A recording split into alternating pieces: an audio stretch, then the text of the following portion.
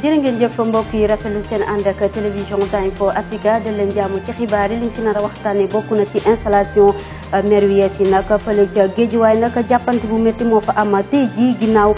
jàmmalo bi am diggante kii di Ahmed Aïdara nekk nag maire bu yees bi ak kii di ñooñ ñi féetee ci côté Aliou Sall jamono jooje nag kii di Barthélémy Dias nag moom it daal nañ ko installé ca boppu maire ville bu Ndakaaru Ousmane Sonko nag ñu tegoon ko contrôle judiciaire depuis mars 2021 avocat ñi nag demaat nañu déposé ngir ñu yëkkati ko ginnaaw rek ba nga xamante ne tabb nañ ko maire te liggéeyam boobee dina tax mu mun a génn réew mi. manifestation yi di wéy fii ci Sénégal ginnaaw ASP yi ñu doon amal di ñaawlu seen nekkin ñi di ànd gësëm nag ñoom tamit lu ñu bëgg rek na ngay manifester ngir ñu gën a ñoŋal leen seen waru liggéey xibaaru bitim réew ak xibaaru tàggat yaram ñooy daal ci pays la jotaay xibaar léegi-léegi yaatal rafetlu seen ànd ak seen taxawaay ak lii di télévision Time4 Africa xibaar yi comme ni ma leen ko junjee woon tey ji lañ doon amal installation mairie fële ca Géejuwaay Ahmed Aïdara tey lañ ko doon installé ci teewaayu ki nga xam ne mooy préfet bi ak Aliou Sall mi nga xamante ne mooy le maire sortant waaye nag mbir mi dafa mujj joxasoo ndaxte kii di Ahmed Aïdara dafa daal di accuser Aliou Sall mu am ñoo xamante ne dalee na fay ñu jóge ci wàllu Sénégal ak gëm sa bopp ngir ñu mun a bokk ci votu conseil municipal ba li ni mel nag tax na sax lii di installation bi dañ ko mujj a añandi ñu rek ñu xool élément bi. def nañ campagne ba ñëpp génn ci benn campagne nañ ba jeex génn ci benn dañu def bu ma seet moom même buñ ma magee ñemewul campagne nañ ba mu jeex génn ci benn GT nag man civilisé toog de l'état te loolu laa bëggoon mu continuer mais cette forfaiture cette œuvre là nous n'avons pas accepté c'est un voleur.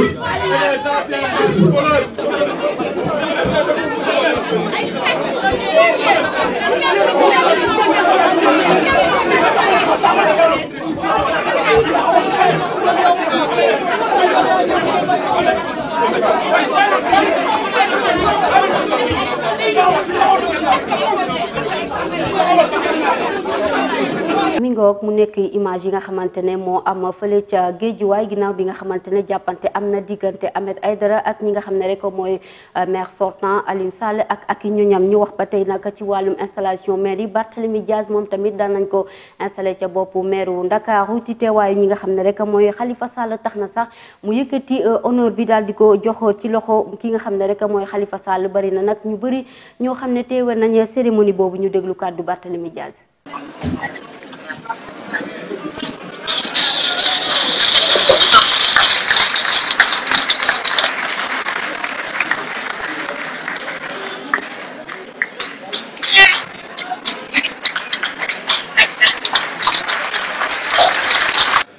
Il m'est très agréable de m'adresser à vous, tout d'abord aux élus de la ville de Dakar, pour vous exprimer mes sincères félicitations pour le choix qui a fait de vous les représentants de la ville de Dakar lors du scrutin du 23 janvier 2022.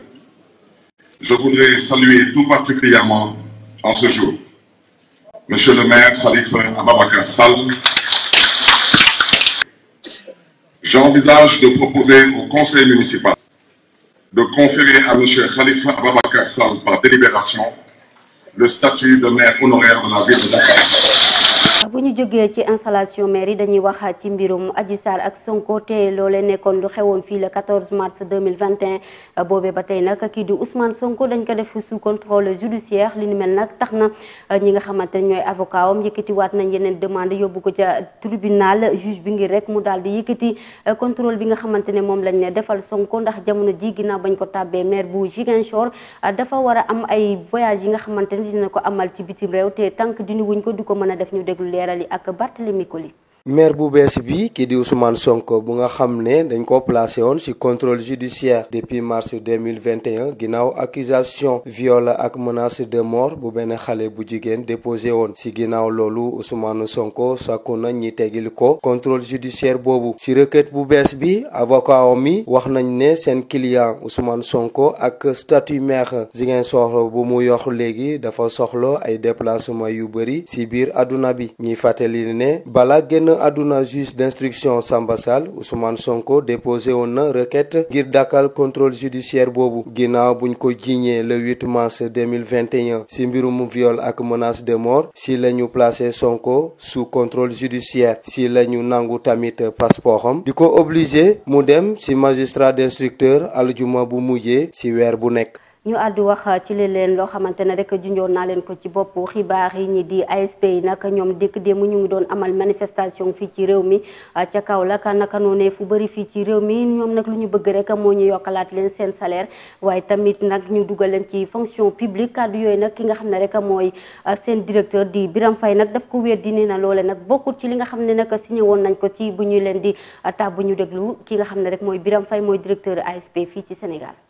wàllu statut ASP ay engagé civique volontaire lañ loolu lañ xaatim loolu lañ nangu man de mosuma dégg ci ba ñuy door ñu ne leen bu ngeen jeexalee dañ leen di embauché mosuma ko dégg mosuma ko liir mosuma ko gis coow li fi am nag lu ñuy ñaawlu la wax naa ko sànq li tax ñu koy ñaawlu manifestation bi méngoowul ak ñoom seeni statut parce que ñun bu ñu nekkul armée aussi soriwuñu corps paramilitaire ci wàllu kaaraange la ñuy yëngu muy domaine bu sensible domaine bu am solo donc yoon mayu leen encore une fois pour ces deux raisons ñu manifester. mu mer ba futu directeur bu ASP yi daal di ci yokku ne ñi doon def njombe yu ni mel ay daan mën naa dal ci seen kaw. dogal yi nga xam ne war nañ ko jël aussi pour yoon ak yar ak teggi dellu siwaat ci domaine boobu nga xam ne wàllu sécurité la bu soobee yàlla dina ko jël ba mu mot sëkk te comité de discipline bi dina daje ci fan yu néew nu mu gënee gaaw ngir jël dogal yi nga xam ne war nañ ko jël donc loolu ñuy wax ay wax ju yàqu la rek wax ju laluwul ci dara la wax ju teguwul ci lenn la fekkee dañu toll ci téeméer ak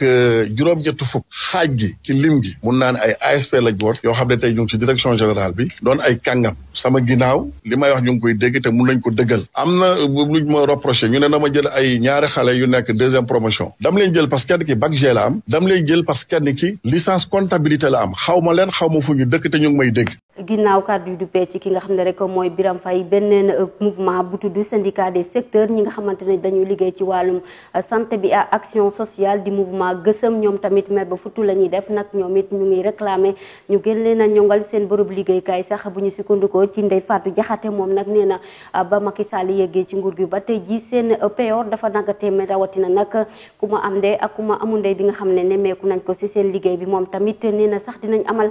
manifestation bi nga xamante ne ñu ngi ko war a amal le 16 mars lañ koy tàmbali ñu déglu moom it mu indi si ay leeral. protocole bi jot na jaadu na ndax ñoom sax ñooñu ko digoon ñu toog di xaar waaye dañoo gis ni dafa mel ni sunu ministre bi nga xam ne mooy ministre de la santé et de l'action sociale ak ministère am maanaam dañoo jékkee-jékki rek nelaw te barki Dembo Ndiaye 1er mai président de la république ni mënta yokk dara ministre des finances xëy suba génnee 69 milliards man damaa jàpp ni gouvernement bi daal dañ dul waxtaan wala boog dekku ju benn say bu ñuy jaaree ni ñuy jaar nii te jàpp nañ ni président de la république moo ci jiitu ndax su ne lii du am ñu xëy suba dégg ni lii am na te ñun ñu tënkoon ci loolu en tant que républicain day jaadu nag ñu taxaw nag carrément ne ñun tam dañuy laaj di nu moom ndax diiru président Macky Sall bi mu nekkee ci réew mi ak léegi jiite réew mi ñun de syndicat de la santé et de l'action sociale fàttaliku ñu benn yoon ñaar dërëm boo xam ne yokku na ci suñu salaire dafa am ay agent yoo xam ne ñoom wax dëgg yàlla ñoom daal ñoom ñooy kumba am ndey am agent yoo xam ne ñoom ñooy kumba amul ndey ñun nag ñun ci ñu amul ndey la ñuy nuru waaye danañu xeex ndax syndicat moom li mu xam mooy mu ñaxtu looloo waral ba sunu ñaxtu ñu ne tey dañu def préavis de grève boo xam ne incha allahu rabi mi ngi commencé def nañu dépôt tey fukki fan ak juróom benn ci weeru février donc muy couvrir ba du 16 mars au 17 septembre ndax dañuy bàyyi benn weer boo xam ne dañ leen di may chance ndax ñu négocier dañ leen di may pour ñoom tam ñu toog xalaataat pour ñu dajewaat suñu toogee nag ba weer woowu mat te woowuñu ñu daje su boobaa ñu delloo buum ca mbooy ba ndax xam nañ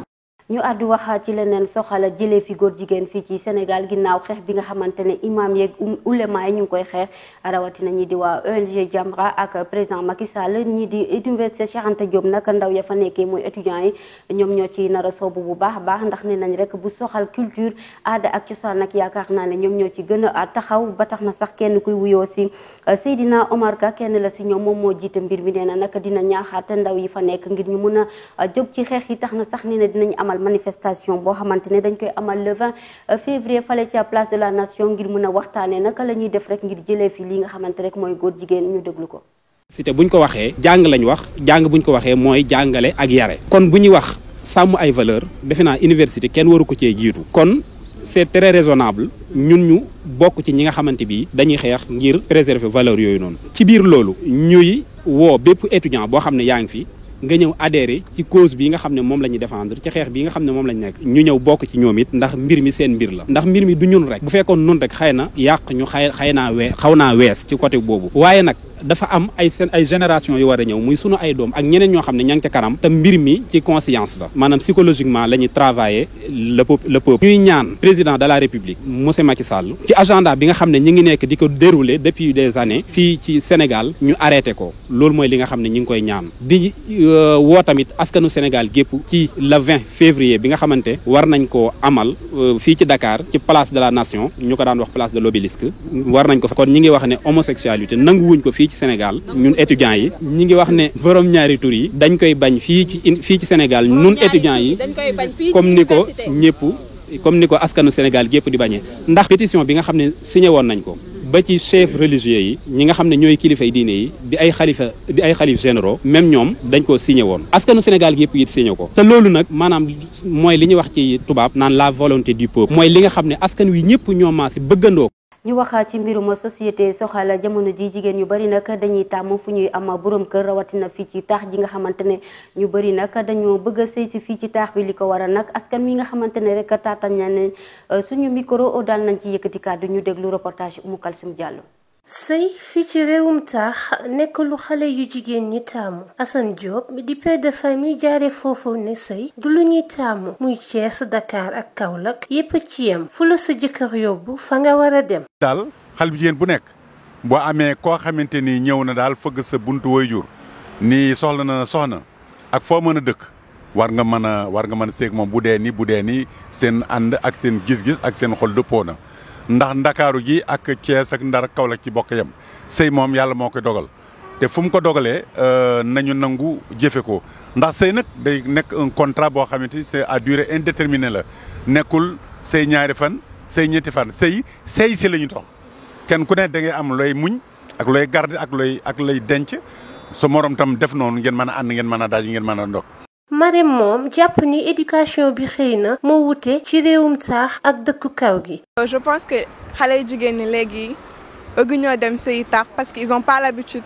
genre seen éducation ak éducation foofu c'est pas concordant mën na am loolu moo tax bëgg ñoo dem sëyi foofu noonu. genre que foofu dafa metti par rapport ak fii mën nga dem foofu nga nekk di toog di yanu wala genre yooyu alors que fii taamoo ko waaw mën na am loolu moo tax. bëgg lu yomb rek moo waral jigéen di taamu dëkk bi muy sëyi ci kàddu Mariama Thiaw teg si ni dañoo war a gëm suñu bopp ki nga bëgg fu mu nekk fa nga war a dem. man daal ni ma ko jàngatee mooy bëgg lu yomb kese la ndax man jàpp naa ni nit ki boo ko bëggee fu mu la yóbbu rek war nga faa mën a dem waaw bu la yóbbu woon ba àll kii dugg ca xeere sax war nga ko faa mën a nekkal waaw pour man daal si vie bu yomb la bokk daal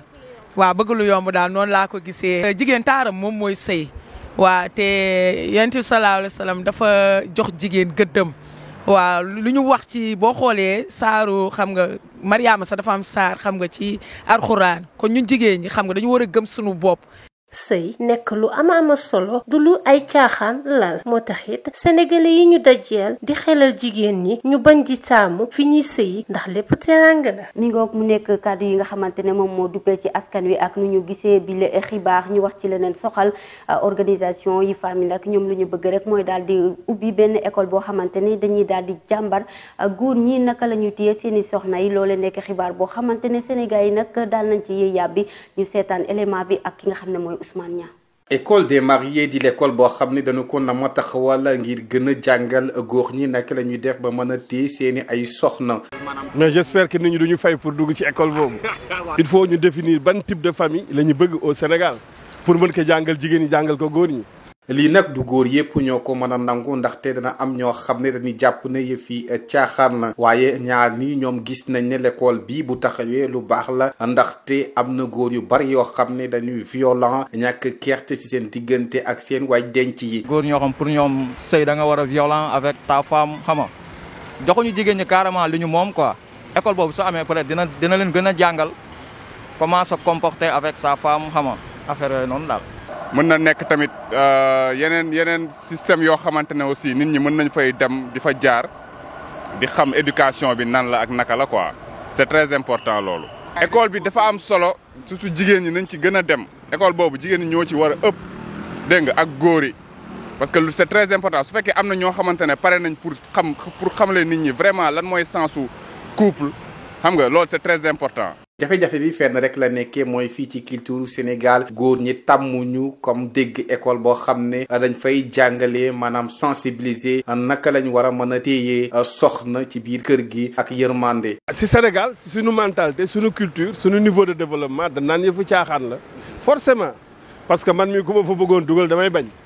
école des mariés bii nag bu taxawee dana gën a dimbale góor ñi ngir ñu gën a xam naka la ñuy téye seeni soxna ci biir kër gi waaye tam moytu violence bi nga xamante ni léeg-léeg dañu koy nemmeeku mu bari lool am soxna yu bari yoo xam ne dañuy dund fitna ci biir kër gi kon école bi daal ñu xool ba xam fan la wànnant di mujj ki gëtam. jërëjëf Ousmane Niang ci leeral yi ñu wax leneen soxal wàllum xibaaru bitim réew fale ca France naka jekk jël nañ seen matuwaay jëlee fa seen force armée yi nga xamante moo nekkoon ca Mali ginnaaw bi nga xamante ne force malienne ñoom ñoo ko daal di laaj ñu wax ci leneen dem ba Côte d'Ivoire foofu nag jafe-jafe moo am ci wàllum paj mi ba tax nag ñi feebar yi jamono ji ñu ngi jànkonteel ay jafe-jafe yu métti États-Unis nag ngir jàppale ñi di waa Haïti nag daan nañ génne lu toll 600 milliards de dollars ngir rek jàppale ko Haïti ginnaaw tremblement de terre bi fa amoon ñu déglu leerali ak Basilo.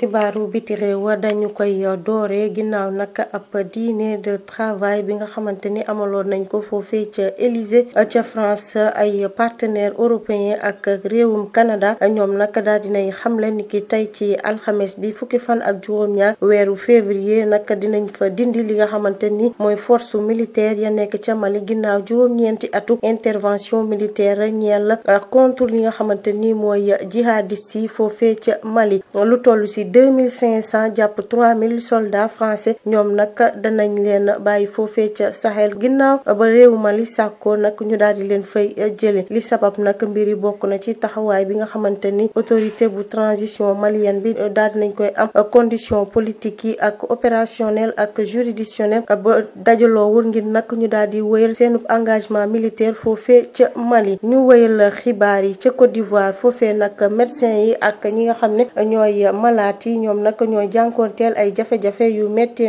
ngir nag am li nga xamante ni mooy poche de sang loolee nag nekk na ab pénurie bu nga xamante ni laal na réewu Côte d'Ivoire bu baax a baax poche de sang yooyu sax ngir ñu mën koo am nag il faut rek ñu xaar ba vacances daal di jot ak bu nekk nag ñi nga xamante ni mooy patients yi dañuy faatu ci ñàkkub deret boobule nga xamante ni laata seen famille wala sax équipe médicale bi di ko am ñu daal di ci ñàkk seenu bakkan ci ñàkkuma deret boobule kenn mënta xayma nag chiffre yi nga xamante ni doomu aadama yi ñu ngi koy ñàkk seenu bakkan foofee ca Côte d'Ivoire ci wàllub deret ñu jeexalee xibaar yi nag foofee ca États-Unis ak Haïti 2 milliards nag de dollars la ñu teg ci taabal bi ci diirub ñeenti at ngir ñu daal di defaraat sud bu Haïti 600 millions nag la ñu jàpp ci àllarba démb fukki fan ci weeru février loolee nag tuuti na waaye nag jàpp nañ ne mën naa defar li nga xamante ni mooy réewu ba Haïti ci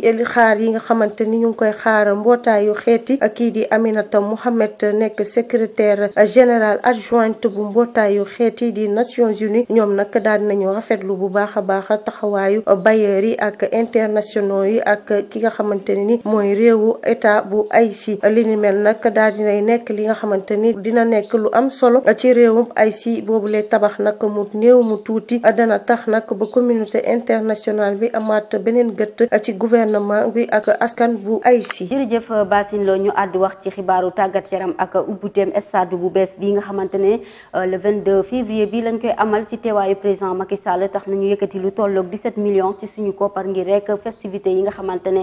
moom lañ fay amal ñu déglu leeral yi ak Momar Seck. stade bu Diamniadio wala sax nga ne stade bu Sénégal président de la république Macky Sall dina ko ubbi bëccëgu ñaar fukki fan ak ñaar si weeru février atum 2022 bu ñu ko xoolee nag inauguration boobee lu toll ak fukk ak juróomi junni doomu aadama daañu leen mobiliser ngir ñu fekkee bés boobu rawatina fii ci Ndakaaru ak yeneen i région yu si mel ni Fatick ak Thiès ñoom ñëpp nag bu ñu dikkee daañu leen jox añ wala reer bu dee nag région bu Dakar la lu ëpp junni doomu aadama yu toftal fukk ñoom nag daañu dem fekkee bés bi ñoom ñëpp nag ñu duy leen si ñetti téeméer yu tegtal fanweer ak juróomi kaar bu nekk di jël fanweeri doomu aadama bu ñu ko xaymaa si koppar nag kon nag toll na si fukk ak ñeenti millions bu dee nag sa diwaanu Thiès foofee lu tollook ñeenti junni yu toftal ñetti téeméer ak ñaar fukki doomu aadama daañu fa jógee ñoom ñëpp nag ñu duy leen si téeméer ak ñeent fukk ak ñeenti kaar koppar gi toll si juróom-ñetti millions xayma gi nag lépp ci wàllum dem beeg dikk bi kon nag juróomi téeméer ak fukk ak ñeenti kaar daañu ñëw kaar bu nekk nag di duy fanweeri doomu aadama li nga xamante ni moom mooy limu